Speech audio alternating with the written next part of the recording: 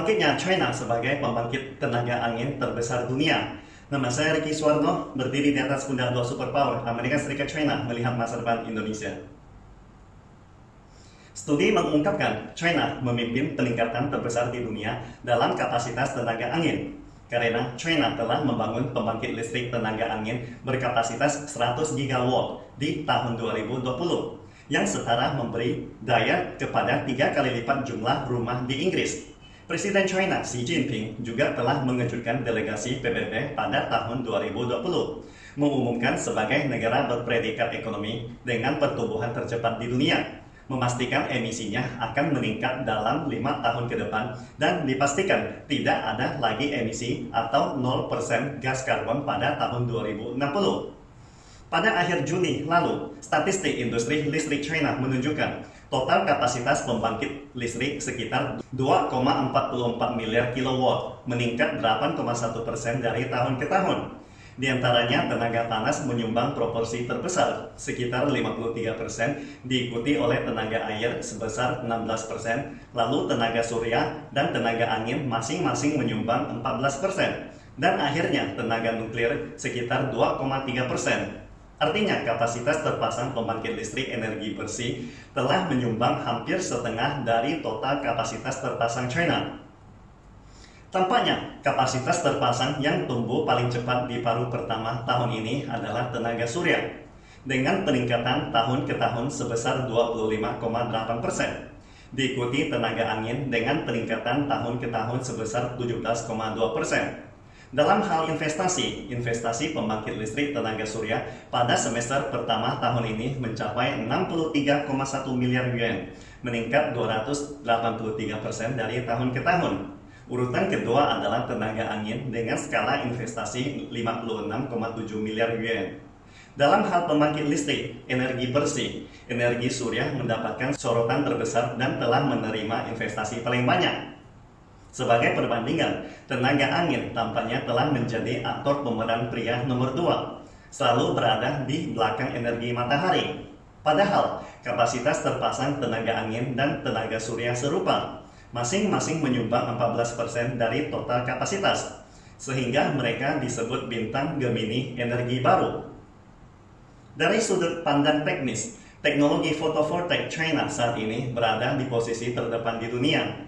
Dalam daftar 10 besar produsen tenaga angin global pada tahun 2021 yang dirilis oleh Bloomberg New Energy Finance, pabrikan China mendominasi 6 kursi. Pemimpin peralatan tenaga angin China, Goldwind, menempati urutan kedua di dunia setelah Vestas, sebuah perusahaan tenaga angin dari Denmark. Sedangkan top 15 perusahaan produsen tenaga angin teratas di dunia, perusahaan China mendominasi 10 kursi. Jika kita melihat sejarah perkembangan industri tenaga angin China, tenaga angin dan fotovoltaik memiliki lintasan perkembangan yang serupa. Pertama, dukungan kuat dari kebijakan pemerintah untuk menarik talenta dari semua lapisan masyarakat. Kemudian muncul persaingan yang sangat ketat. Akhirnya, melalui pengocokan industri dan terobosan teknologi, ia akan kembali ke jalur pertumbuhan yang sehat. Dari perspektif global, gelombang pertama investasi tenaga angin bermula di California pada tahun 1980-an. Dua krisis minyak pada tahun 1970-an membuat Amerika Serikat harus mementingkan pengembangan energi bersih. California terletak di pantai barat dan memiliki 3 ladang angin raksasa yang dikenal sebagai Saudi Arabia of Wind Power, sehingga pemerintah California mengeluarkan kebijakan dukungan terhadap tenaga angin. Seperti diketahui, pengembangan energi baru di seluruh dunia dimulai dengan dukungan kebijakan dari pemerintah. Hampir tidak ada pengecualian. Pada pertengahan 1980-an, 90% investasi tenaga angin dunia berada di California, Amerika Serikat. Namun, bukan perusahaan Amerika yang menyediakan turbin angin, melainkan Vestas dari Denmark. Vestas mendapatkan pot emas pertamanya di California dan segera mengarahkan pandangannya ke China yang sedang mengalami reformasi dan pembukaan. Vestas membangun ladang angin terbesar di Xinjiang, China. Kemudian muncullah Xinjiang Goldwind Science and Technology, sebuah perusahaan tenaga angin terkemuka asal China. Pada tahun 2005, perusahaan tenaga angin internasional yang diwakili oleh Vestas memonopoli 75% dari pasar tenaga angin China. Boleh dikatakan, tahun 2005 adalah tahun pertama tenaga angin di China. Pada tahun itu, Komisi Pembangunan dan Reformasi Nasional China mengharuskan tingkat lokalisasi angin nasional telah mencapai 17%. Namun, pada saat yang sama, teknologi baru juga terus bermunculan. Salah satunya adalah munculnya turbin angin berkecepatan rendah yang dapat memperluas jangkauan pemilihan lokasi ladang angin dengan drastis. Pakar industri memperkirakan pada tahun 2025 biaya tenaga angin diharapkan turun menjadi kurang dari 10 sen RMB per kilowatt. Tidak hanya lebih rendah dari fotovoltaik, tetapi juga lebih rendah dari tenaga air. Ketiga, perkembangan pesat tenaga angin lepas pantai, di mana sumber daya energi angin ini 3 kali lipat dari sumber daya energi angin darat, merupakan suatu kumpulan energi yang sangat besar. Jika dapat dikembangkan sepenuhnya, maka energi angin dapat melampaui tenaga air dan energi matahari dan menjadi kekuatan utama energi bersih di China.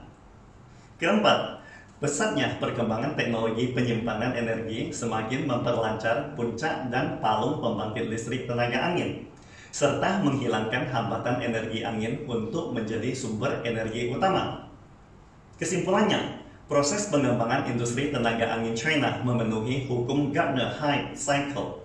Artinya, munculnya teknologi baru akan melalui proses perkecambahan, ekspansi cepat, pecahnya gelembung, kemudian reorganisasi dan pemulihan, dan akhirnya menjadi matang.